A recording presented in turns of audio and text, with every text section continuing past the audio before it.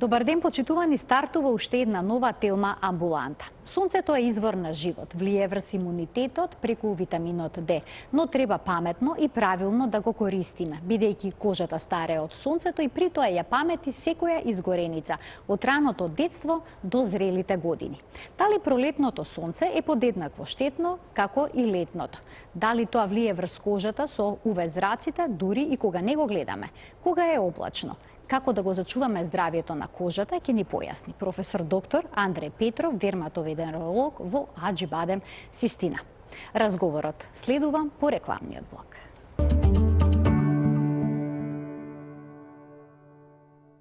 Можеме ли да уживаме на сонцето без да се изложиме на ризик? Ќе го запрашаме професор доктор Андре Петров, дерматовенеролог во Аџибадем, Систина. Професоре, добре дојдовте во студиото на Телма. Добар ден. Добар ден, благодарам на поканата. На вашето прашање дали можеме и треба да уживаме, но за да уживаме треба да знаеме да се заштитиме. Сонцето е генерално извор на позитивни чувства кај луѓето. И има и своји позитивни лековити, да кажам, делови, меѓутоа од аспект на кожата, сонцето е нешто што треба максимално да се избегнува, а за да се искомбинираат и уживањето, како што вие спомнавте, и заштитата од сонце, заради тоа постојат заштитни кремови за сонце кои содржат високи концентрации на фактор за заштита од сонце и доколку тие се употребуваат, можеме во исто време и да уживаме на сонцето, а да бидеме сосема сигурни дека сме заштитени. Треба да следиме одредени протоколи, паметно да се изложуваме на сонце со одредена заштита. Каква ќе е таа заштита, ќе ни појасните во текот на емисијата, бидејќи има креми со најразличен фактор, но за тоа малку подоцна ќе започнеме од тоа дека кожата ја памети секоја изгореница од детството до зрелите години. И сега таа меморија на кожата, на каков начин влијае врз нејзиното здравје? Што значи тоа, памети? Па кожата всушност цело време е изложена на дворешно влијание. И ние често пати очекуваме штетното дејство од нешто, некаков фактор да се случи во моментот и мислиме дека после тоа сето тоа поминува, да речеме некоја изгореница која се случила, поминала, сме биле млади, сме биле на плажа, сме се сончале без заштита и мислиме дека со тоа кога завршила изгореницата завршило се. Меѓутоа не е така. Она што треба да го знаеме е дека кожата, тој имунолошки систем на кожата има клетки кои ги меморираат тие сигнали и кои ги трансферираат до остатокот од клетките на кожата и кои во одреден период може да покажат одредени отстапувања од нормалата по влијание на таа мутагенеза или карциногенеза која се одвива со текот на годините и може да доведе до појава на одредени промени на кожата, одредени карциноми на кожата, многу години по изложувањето интензивни на сончево зрачење. Имаме доста такви пациенти во амбулантите кои кажуваат: докторе, јас сум живеел или сум живеела или не знам, во Африка или во Тексас на место каде што има многу сончеви денови, силно сонце. И сега не се сонча, меѓутоа сите овие промени што ги гледате, а гледаме бројни промени, се резултат на тоа што претходно се случувало. А дали пролетното сонце подеднакво штетно како и летното? Еве, овие денови е променливо облачно, на моменти е сонцето појако, на моменти е зад облаци. Може ли да ни наштети кога не го гледаме, кога е зад облаците? Па, генерално сонцето е послабо кога е зад облаците, но тоа не значи дека нема никакво влијание. Често пати се случува да изгориме дури и кога е времето облачно, ако се работи, значи особено ако сме на планина.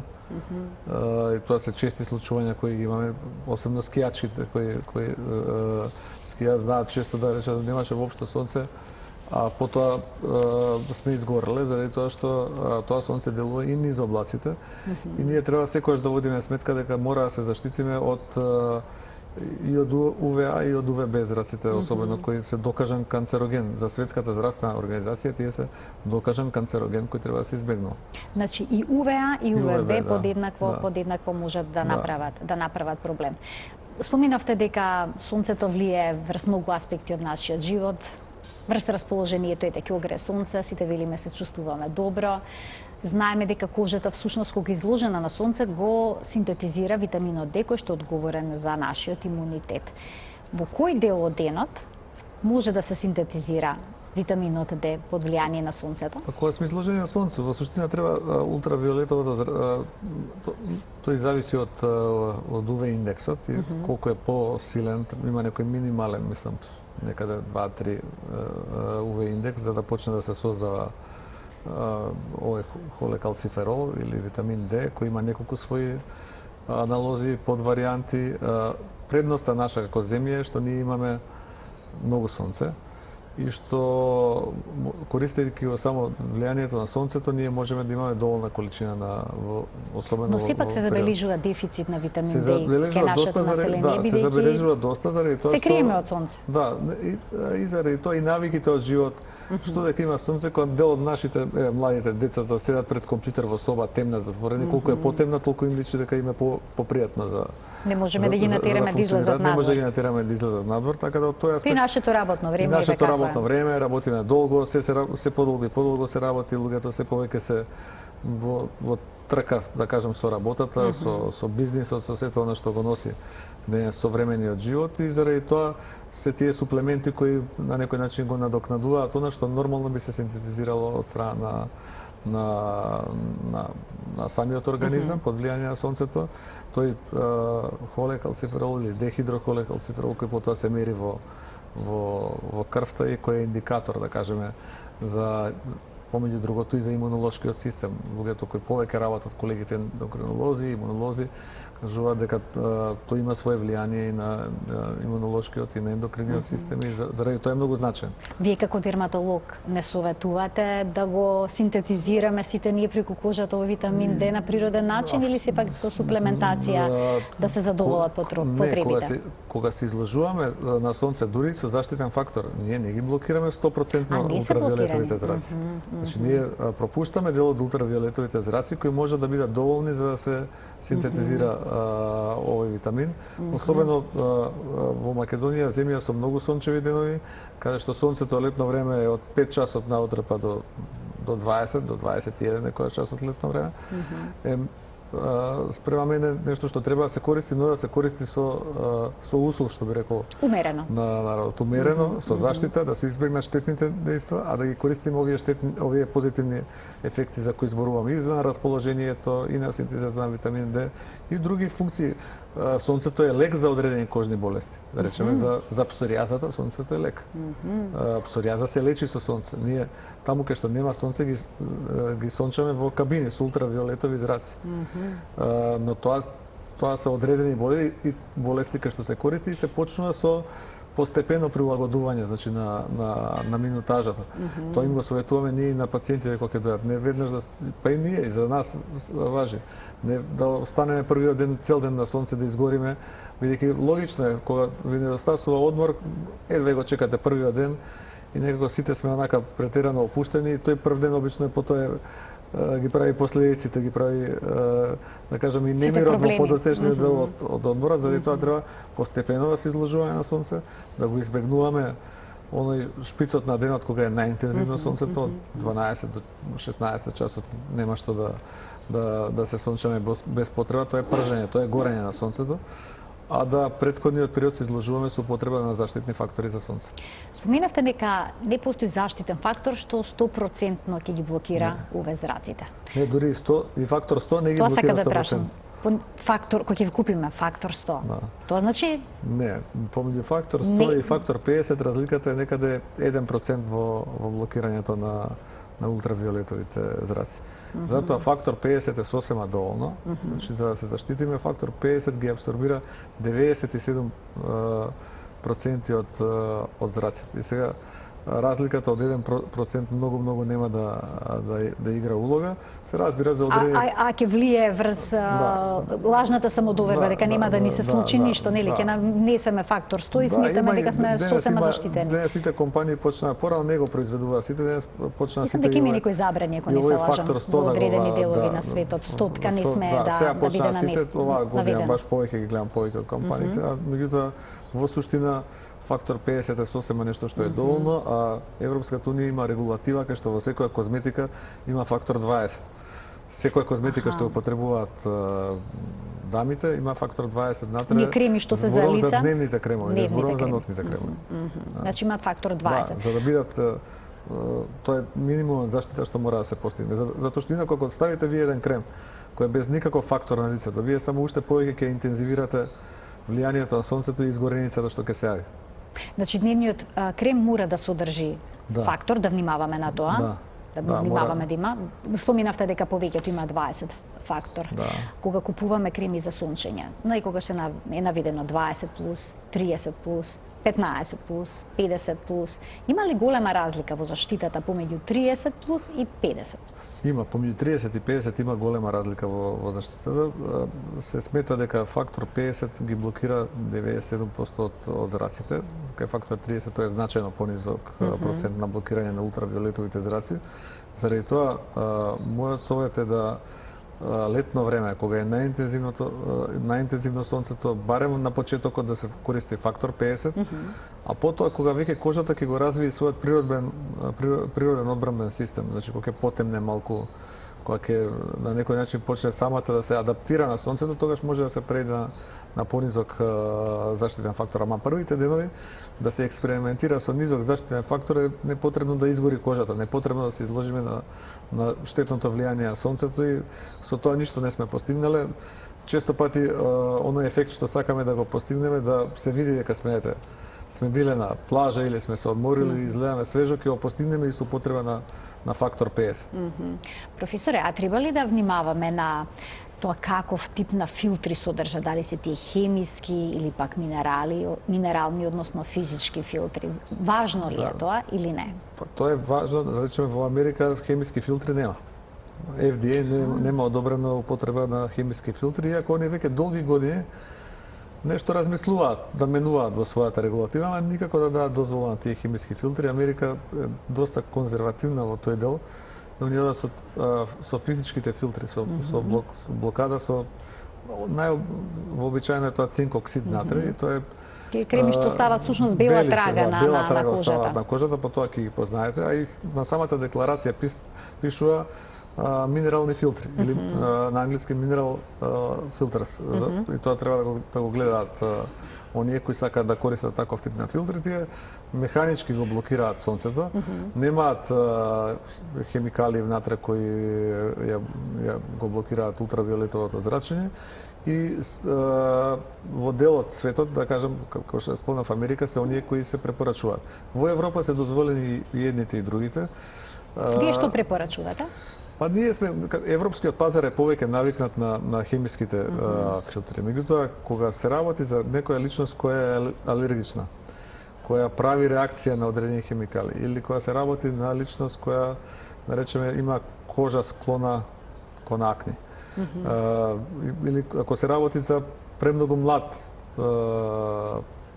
човек, да кажам, кога се работи за бебе, тогаш употребата на овие физички блокатори нешто што мислам дека е посоодветно да се користи, ги минимизира ризиците од било каков тип, инаку сите други остатокот од популацијата. Но сега тука има уште една дилема кај минералните филтри, дали тие филтри имаат не наноголемина и наноголемина, односно тие што се со наноголемина наводно можеле да се пијат во кожата и да направат некакви проблеми со органите, особено кај децата. Да внимаваме ли на тоа? Не, па треба да се внимава на се, ама не треба да се претерува, заради тоа што сега тоа се повеќе академски дискусии. Тоа е, да речеме сега, тие трендови, особено во медицината и во техничките средства кои го користиме, пиколие, нанолие, повеќе се тренд, отколку што нешто на вистина има значајна разлика, така да треба да се внимава на се. Најважно е да бидат хипоалергени средствата, да бидат без парабен, да бидат без парфеми, да бидат нешто што е од сертифициран медицински производител. Во тој дел тоа е она што можам да им го препорачам на вашите гледачи и на граѓаните. Не само не е битно дали се од домашен производител или од странски производител, битно е да тоа е дерматолошки тестиран производ. Да не е нешто што сме го нашле во првата продавница, а не знаеме ни кој го произведува, ни од каде, ни што е внатре ставено, ни како е чуван производот. Затоа што има некои со природни средства внатре, кои што содржат кокос. Кокосот ке на заштита, кокосовото масло кога се намачкаме со него е. Нема да не заштити, тој ќе направи побрзо побрзо да изгориме и да потемнеме, меѓутоа нема да не заштити, но има голем дел од производи кои уште од времето се користат, кај што има доста такви адитиви кои се ставаат, но важно е да не биде тоа само голо кокосово масло без заштитен фактор внатре, затоа што на тој начин само побрзо ќе изгорите. Само ќе изгориме, така. Вела дека многу важно да го знаеме сопствениот фототип на кожата. Што е тоа фототип на кожа? Па фототип на кожата, значи кожата има различна кај различни луѓе и таа има различни фототипови, што значи дека имаме луѓе кои се сосема бели, тоа е фототип 1, и имаме луѓе кои се црни, да кажем, кај црната популација, кои другата крајност на спектрот, тие се од 1 до 7 се поделени. И вообичаено е да се очекува дека нашата популација, која живее тука, е некаде 2, некои и 3, значи тоа е оној кај што се медитеранскиот тип или дел од хиспано луѓето, дел од популацијата која што живее на Медитеранот има тип 3, меѓутоа вообичаено оние што се посветли со побела се тип 2. Тип 1 е тотално отсуство на пигмент, тоа е албино тип на кожа. Таа кожа најлесно гори и таа кожа не смее да се изложува на сонце. А има ли кожа што не гори? Па нема кожа што не гори, дури и тип 7 кожа, дури кожата на црнците во кои мислиме дека ете никога не може да изгорат, и таа гори, и на црната кожа исто така може да се развијат и карциноми на кожата и меланом. Значи тоа не е исклучено. Многу е поретко, меѓутоа не е исклучено, така да затоа кожата, секоја кожа треба да се заштити. Велат дека кожата старе под влијание на сонцето, тоа се опишува со еден термин фотостарење. Дали брчките на кожата се директно поврзани со сончевите зраци? Тоа е точно, меѓутоа тоа не е апсолутниот фактор за старење на кожата, тоа е најважниот фактор за старење на кожата и затоа често пати кога ќе дојдат и ме прашаат кој е најдобриот лек против старење, особено побавиот, иако денеска сите генерални мажите се заинтересирани, меѓутоа многу повеќе се жените, што е нормално. Кога ќе ме прашаат кој е идеалниот лек против старење, идеален лек е заштитен фактор за сонце. Значи тоа е она што најмногу може да помогне. И голем дел од тие брчки што се јавуваат на кожата се резултат на влијанието на ултравиолетовите А и Б зраци со тек на серија на години наназад. Но не е само тоа, значи дел од брчките се резултат на гестикулацијата. Тие се решаваат со поинакви методи, со ботулинум токсин, популарниот ботокс или со некои други средства. Тоа е резултат на темпераментот на човекот, на карактерот на човекот, на генетиката, на типот како гестикулира, дали се смее, дали е намрштен. И во зависност од тоа се распоредени тие брчки на телото, меѓутоа статичките брчки, рапавата кожа, кожата која е задебелена и сушена и тие преканцерози и карциноми на кожата настануваат најмногу под влијание на ултравиолетовите зраци од сонцето. Има и фотографии кои што покажуваат луѓе, да речеме, кои што возат камион и кога били изложени повеќе на сонце од едната страна на лицето, таму имаат повеќе брчки во споредба со другата. Значи може дури и лицето да не старее подеднакво. Не старее подеднакво. Доколку едната страна, да речеме, од лицето повеќе изложена на сонце. Тоа е точно. И се забележува дека таа страна на лицето што е повеќе изложена на сонце или раката што е повеќе изложена на сонце. Често пати кај возачите, кај оние што спомнате вие професионални возачи, шофери, значи што возат долготрајно, на левата рака често пати се јавуваат дел од промените. Значи преку стакло, преку прозорец навлегуваат. Преку стакло. Продираат преку стакло и може да влијат на кожата. Значи тие места на кои што почесто сме гореле, на кожата ќе стареат побрзо? Да. Во споредба со останатите. Па тој дел од кожата старее побрзо, да речеме изложените делови на сонце стареат побрзо, како што е лицето, како што се рацете. Тие стареат побрзо, да речеме, од некој други дел, деколтето, оној дел што е изложен кај оној дел што е скриен, значи што е покриен со облеката, значи промените од сонцето се практично невидливи. Професора, како потемнува кожата под влијание на сонце? Под влијание на сонце се стимулираат меланоцитите, тоа се едни клетки кои се наоѓаат, сега вака малку поедноставно да објаснам, тие не се главните клетки во кожата, ама помеѓу основните клетки на кожата што се нарекуваат кератиноцит, помеѓу секој од нив постои и меланоцит. И тој меланоцит он има како пипци, како еден октопот, да речеме, со своите пипци насекаде. и тој го вбризгува пигментот во овие околните клетки.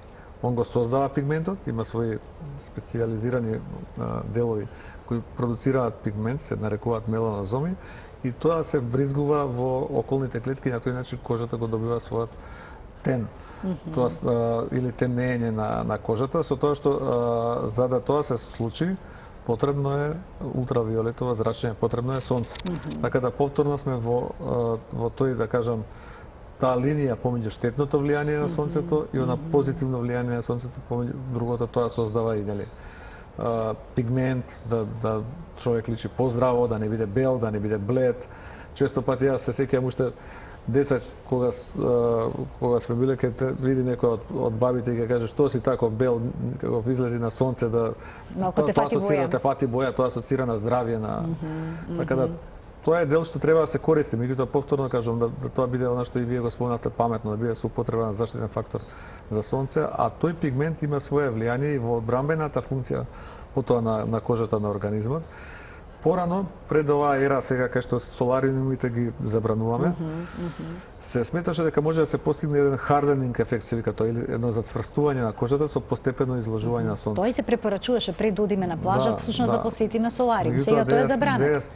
Во најголем дел од земјите сосема забрането, во дел кај што постои со силна регулатива која го контролира многу силно тој дел, бидејќи да речеме, секојаш ја земја за како пример Америка, која е најразвиена земја, таму во 60% од државите забранета употреба на солариум. Едноставно не можете да имате солариум, не можете да се бавите со тоа. Во другите во кои е дозволено, во дел е дозволено, во помал дел, таму се регулативите многу ригорозни, контрола на филтрите, инспекции, начин на употреба, кадарот кој го тоа користи и така натаму. Но сепак, кај нас ми се чини дека може тоа да се употреби или не? Кај нас се уште дозволено, меѓутоа ние како Сдружение на дерматовенеролози на Македонија не препорачуваме користење на солариуми. Бидејќи секогаш ги информираме граѓаните дека влијанието на солариумите е 24 пати поштетно од влијанието на ултравиолетовото зрачење, за кое веќе зборувавме колку е штетно ако не се изложуваме заштитени. А ова е 24 пати поштетно. А темниот тен денеска е модерен, многу тренди и поради тоа масовно се употребуваат солариумите, за жал. И во оваа работа, како и за сите други работи, веројатно е прашањето на балансот нешто што е суштинско. Значи, она што е ќарта и што е зијаното тоа што ќе го правите. Во случајот со солариумите, зијанот е многу поголем од колку користа што ќе има.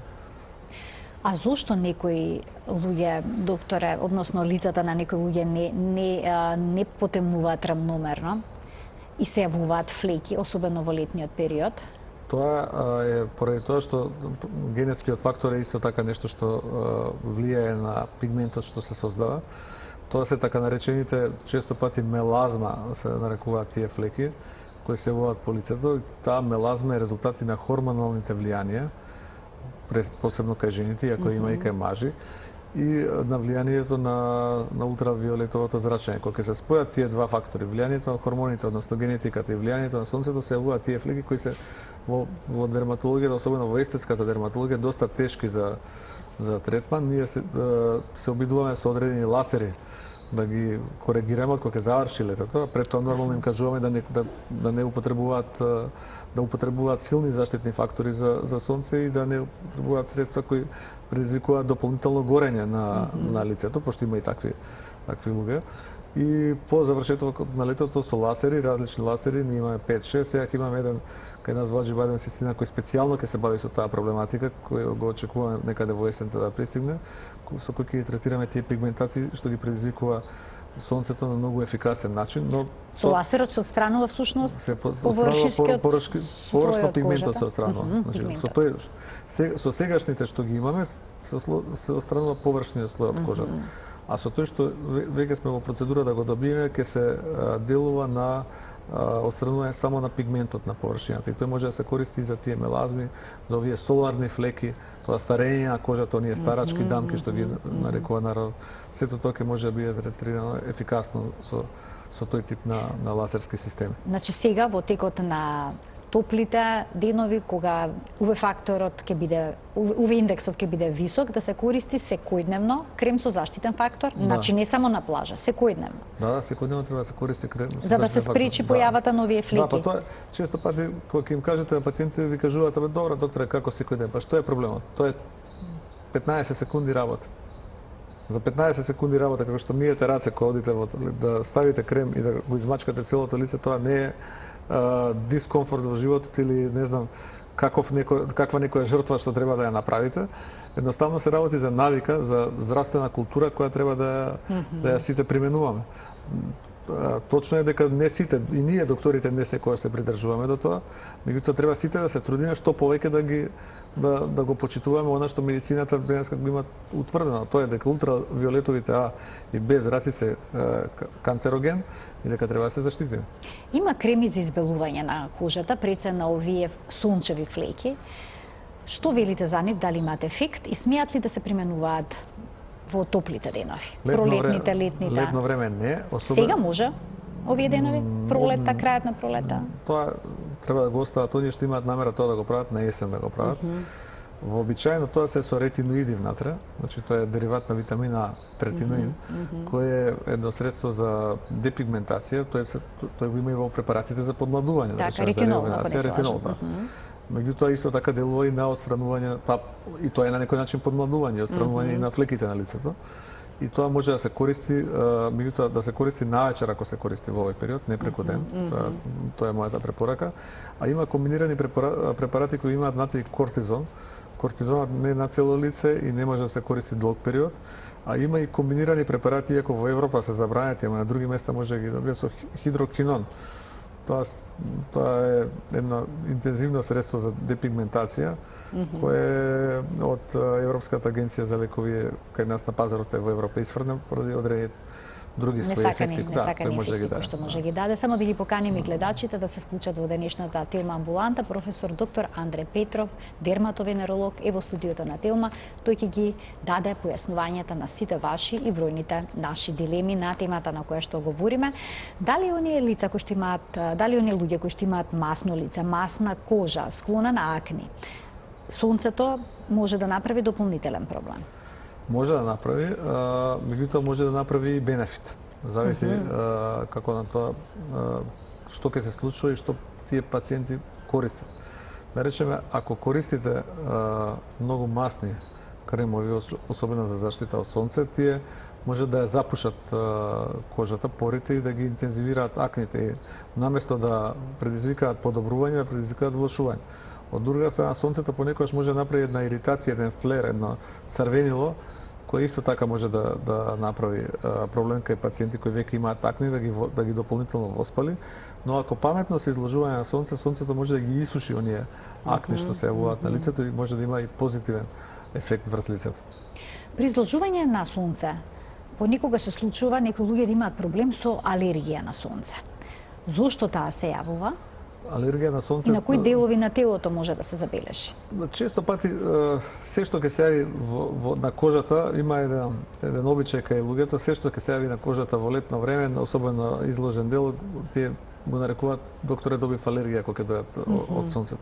Најчесто се работи за нешто што не е алергија од сонце, меѓутоа може да се случат и такви работи, постои и тоа се вика соларна уртикарија која се јавува под дејството на сонцето, секогаш е на деловите од телото кои се изложени на влијание на сонцето, меѓутоа често пати се тие дерматити кои ги добиваат луѓето резултати на влијанието на другите фактори, најчесто на типот на препаратите кои ги употребуваат, кои се несоодветни за кожата, па кожата може полесно да изгори, меѓутоа исто така и на влијание на комбинација на други фактори, претераното влегување во вода, сушењето на кожата и така натаму. А што е со оние кои што имаат многу бемки на телото? Дали кога ќе се изложат на сонце треба да ја заштитат целата кожа или пак да посветат посебно внимание на бемките? Бидејќи некои ги мачкат, знаете како бемка по бемка. Со крем со заштитен фактор. Кожа да се мачка во целост. Значи не е бемка по бемка, се мачка во целост и треба да биде заштитена цел. Имаме двајца гледачи, ќе им дадеме предност, а веднаш потоа продолжуваме со предвидениот концепт за денеска. Добар ден за првиот од нив. Добар ден за првиот гледач. Ало, добар ден. Добар ден, ве слушаме во програма, сте повелете. Вакате, јас сум поточно за тебе баш последно што го комунициравте со докторот, алергија од сонце. Уназад неколку години, значи, пред одмор, користам неколку денови таблетарна терапија околу алергија на сонце. Се мачкам со фактор 50, речем добри препарати користам за сонце, меѓутоа сепак изложеноста, особено кога сме на одмор или на покрај море, ми се прават огромни црвенила по телото, бруќанички што ме чешат. Зборот, прашањето ми е до докторот колку време, да речем, пред, особено сега прашувам стрикно за одмор, колкав период пред одмор би можела да користам и што би било најдобро да користам за да го спречам ево ова што го кажав како проблем. Сметам дека ми е алергија од сонце. Вие сметате дека добивате алергија на сонце, што би можело да се направи, докторе? Може ли нешто да се направи за да се избегне ваков проблем? Да. Може да се користи антихистаминик некој, ако се работи, пак се зборуваме во условно, заради тоа што не знаеме, не знам дали тоа што вие го зборувате е алергија од сонце, меѓутоа доколку се работи за алергија од сонце, која вие сметате, меѓутоа треба и доктор да види дека да потврди дека тоа е така. Тогаш она што би требало да се користи, тоа може да се користи превентивно недела дена пред да отидете антихистаминик од новата генерација. Значи тоа се обично биластин, најновата генерација на антихистаминици која советуваме, кои може да се користат во подлог временски период без никакви штетни ефекти по организмот, нема да ве тераат на спиење, нема да имате никакви други, да кажем, несакани ефекти, единствено ќе направат блокирање тие на хистаминот кој ги предизвикува тие алергиски реакции, ќе се чувствувате добро. Покрај тоа заштитен фактор за сонце хипоалерген, за сензитивна кожа да користите и навечер да користите емолиент. Кожата не вие и сите кои одат на сонце, навечер треба кожата да се хидрира со обични кремови, за да не биде сува, да не биде изгорена. Значи не се едно дали ќе се наедне со обично млеко за тело или емолиент? Не е се едно, затоа што многу е важно каков тип на, ако имате сува кожа, вие треба да ставите нешто што е подлога за сува кожа. Ако имате масна кожа, не е исто како да имате сува кожа. Затоа треба да се ставаат кремови кои се соодветни за кожата и кои се медицински одобрени. Така. Имаме уште двајца гледачи, ќе им дадеме предност. Добар ден за следниот гледач, кој е неговото прашање. Добар ден. Ве слушаме во програма, сте повелете. Страшно од Билев сервер. Јас имам псоријаза од 96 година. Така. Само ќе ве замолам да го следите разговорот преку слушалката, а не преку телевизорот. Добре. Намалете го сосема тонот на телевизорот, можете и да го исклучите тонот. Значи разбравме дека имате псоријаза, така, од 96 година. Ослабев 12 кила. Добро. Само ќе ве замолам во континуитет да зборувате, да не прекинувате. Значи, ослабевте 12 килограми. Значи, слушаме сега, во Да. Да. Повелете, ве слушаме. И немам повеќе псоријаза. Од кога ослабневте, повеќе немате псоријаза. Да. Добро. И плюс, одам еднаш месечно во Грција, на одмор, Така. тоа што го кажува господин доктор. И еднаш одам во Суто море. Така одите на море, се бањате, предпоставувам, користите Да. морска вода И ми се изгуби псоријаза. и се чувствувате одлично, се јавивте да го споделите Да. вашето искуство. Ви благодарам за вклучувањето. Што велите, докторе, за Тоа ова? е она што го јас спомнав на самиот почеток, дека кај некои болести како е псоријазата, сонцето е лек. всушност е лек, така. Таа фототерапија е лек и таа не е од сега, тоа е опишано уште пред некои 50 на години, се користи долго време во дерматологијата, фототерапијата кај псоријаза и ние на пациентите им советуваме покрај онаа медицинска терапија што е при нас денес е многу развиена, да летниот период го користат да се сончаат што повеќе, на тој начин болеста се става под контрола, може сосема да исчезне од телото, што во случајов е добро што таа не се повторува, бидејќи се работи за повторувачка болест на кожата, така да повторувачка. Вишок од килограми, докторе, покачената телесна тежина има некаква одредени, ама тоа се веќе, како да ви кажам, има одредени теории, преку одредени механизми, дека слабењето, намалувањето на телесната тежина може исто така да влијае на намалувањето на болеста, како што има одредени типови на диети без глутен и така натаму, што се. Меѓутоа тоа се не се со силни препораки, значи не е нешто што е докажано, што медицината го потврдила. Она што е докажано и медицината го потврдила е тоа дека ако имате псоријаза треба да се сончате, нормално повторно со почитување на оние препораки за сончење што ги даваме, и дека сонцето за псоријаза, таа фототерапија што ние нарекуваме е лек. Ајде да ги слушнеме и следните гледачи. Има на вистина денеска голем интерес од гледачите да постават прашање во денешната Телма амбуланта. Добар ден за следниот гледач, ве слушаме, повелете. И доктор. И сакам да го поставам прашање на докторот. Повелете. Дали слушаме? Да, ве слушаме, кој е вашето прашање? Констатирани базоцелуларен карцином, дали освен хируршкиот третман има некои кремој, како се курадерот, или некој друг кремој, би сакала да ми каже. Така, можевте да разберете, доктора, да, добро. За базоцелуларен карцином, дали има освен хируршкиот третман и други алтернативни третмани? Ви благодарам за вклучувањето. Ама тоа вие не можете сами да го одредите. Тоа е карцином кој што се создава како последица на изложеност на сонцето? Тоа е карцином кој фактор број 1 е ултравиолетовото зрачење, и тоа хроничната експозиција на ултравиолетовото зрачење. Најчест тип на карцином во човечката популација. Каде се појавува обично? Обично на изложените делови на сонце. Меѓутоа, она што е добро, што е тој карциномот со најдобра прогноза воопшто од сите карциноми кои постојат. Значи, често пати ние дури кажуваме дека што е неправилен, го нарекуваме семималигни, значи не е целосно малигни, он не метастазира во лимфни јазли, во крвни садови и не дава оддалечени метастази, туку расте само локално. Ама тоа не значи дека не треба да се третира, затоа што јас сум видел луѓе кои останале без нос, без уши, без око, заради тоа што го чувале 20 години да расте тој карцином, плашејќи се нешто да направат. Сега на прашањето како да се третира, број 1 терапија хируршки да се исече.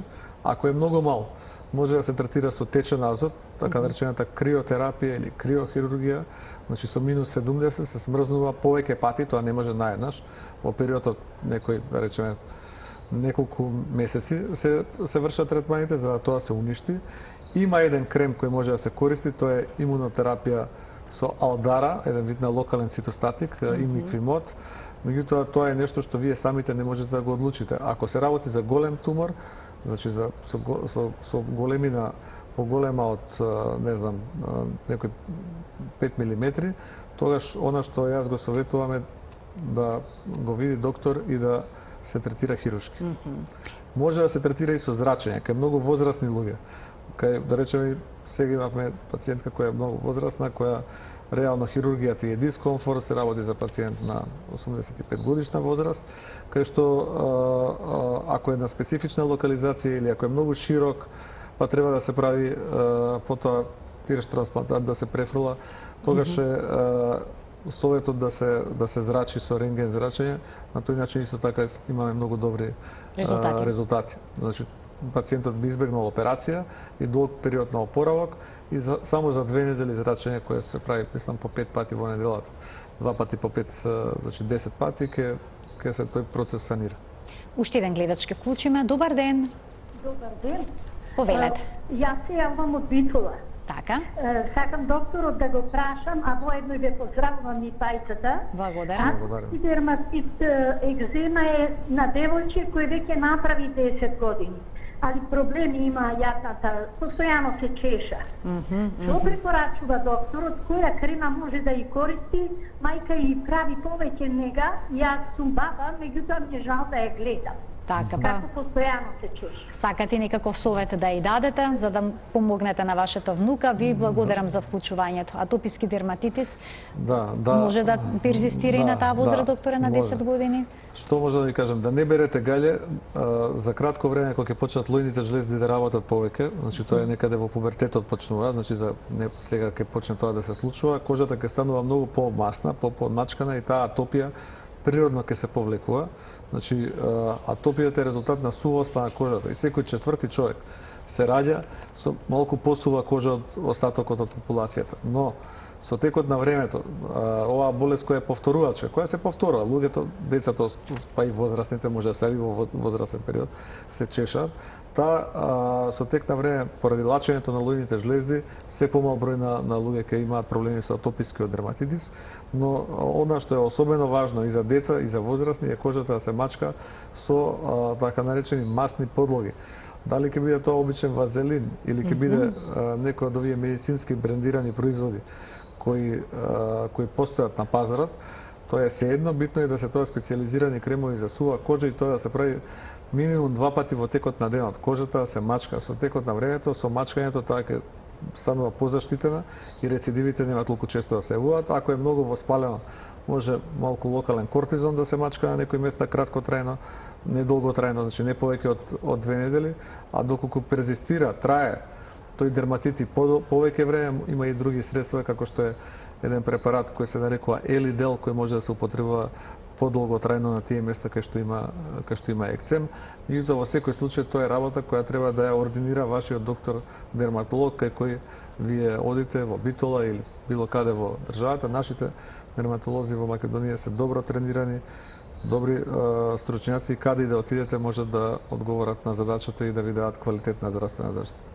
Докторе, пред малку го споменавте базоцелуларниот карцином, кој што е поврзан со изложувањето на сонцето, но тука е еден многу поопасен карцином, тоа е меланомот, за кој што постојано се предупредува во медиумите и вела да се заштитиме од сонцето, бидејќи всушност сонцето е најголем видновник за неговата појавност.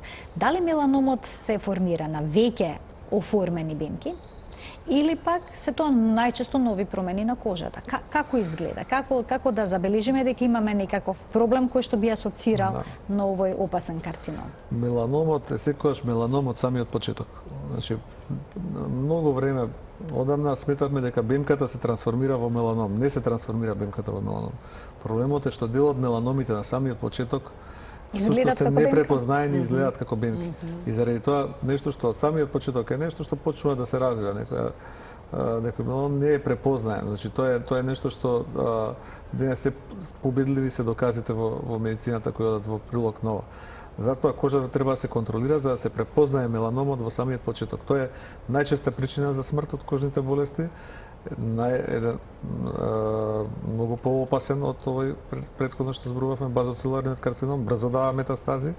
Но што е предноста? Предноста на денешното време е една метода која се нарекува дермоскопија, која за 60% го подобри раното откривање на меланом. Значи, да се открие во пораните фази. Зошто е тоа важно?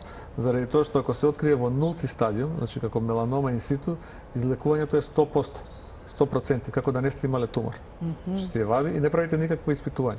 Треба да се извади само по соодветен протокол и тоа е тоа. Нити се испитува нешто, единствено што треба да се следите во текот на животот да не се појави некој друг. Некој нов, така. Значи, ако се фати во првиот стадиум, исто така е 97-98%, 99% зависи сега од тие субтипови, дали е 1А, 1Б и така натаму. Значи, колку порано се открие болеста, толку преживувањето, односно излекувањето е поголемо, а ако се открие доцна, тогаш за жал многу брзо метастазира и шансите за излекување се помали. Иако модерната медицина денес има развиена добри средства за лекување и на метастатскиот меланом. Колку често треба да правиме превентивни прегледи на промените на кожата за да се утврди дали има меланом или не? Спрема протоколите еднаш годишно тоа треба да се прави, тоа е она што го советуваме на сите. Точно ли е дека понекогаш меланом може да се појави на кожа која што никогаш не била изложена на сонце? Може да се појави на покриени делови на тело, да речеме најчесто кај мажите се појавува на трупот. од телото, за разлика од жените кои најчесто се појавува на нозете или на лицето, но може да се појави на било кој дел од телото, може да се појави на слузници, може да се појави на кожа што е тотално изложена, на стопалото на ногата одоздола на сонце, може да се појави, да речеме, во окото сме виделе меланом, значи постои меланом на мозочните обвивки. И на цревата некаде прочита. Кој што е кој веројатно потекнува тие од клетки кои продуцираат пигмент кој ги има во обвивките на мозокот. Така да има различни можности. Дали добив знак дека имаме гледач? Добар ден за него. Не, нема време да го вклучиме. Докторе, ви благодарам многу за денешното гостување во Телма амбуланта. Обработивме една тема која што е во моментов многу актуелна, бидејќи следуваат и летните одмори, но како што споменавте, негата за кожата треба да биде секојдневна, не треба да се нанесуваат креми со заштитен фактор само кога сме на плажа или пак сме на планина, туку тоа да биде дел од животната култура. Да, тоа треба да биде дел од секојдневната навика и ваквите емисии се навистина добри затоа што поголем дел од луѓето може да ја чујат кои се ставовите на модерната медицина по однос на ова прашање. Важно е да се штитиме од сонце. Така, да се штитиме од сонцето и паметно да го користиме. Тоа беше се, почитувани во денешната Телма амбуланта. Ви благодарам за вниманието со кое што нас следевте. Му благодарам и на професорот Андре Петров за гостувањето во студиото. Се гледаме секој работен ден на Телма. Ви посакувам пријатен ден.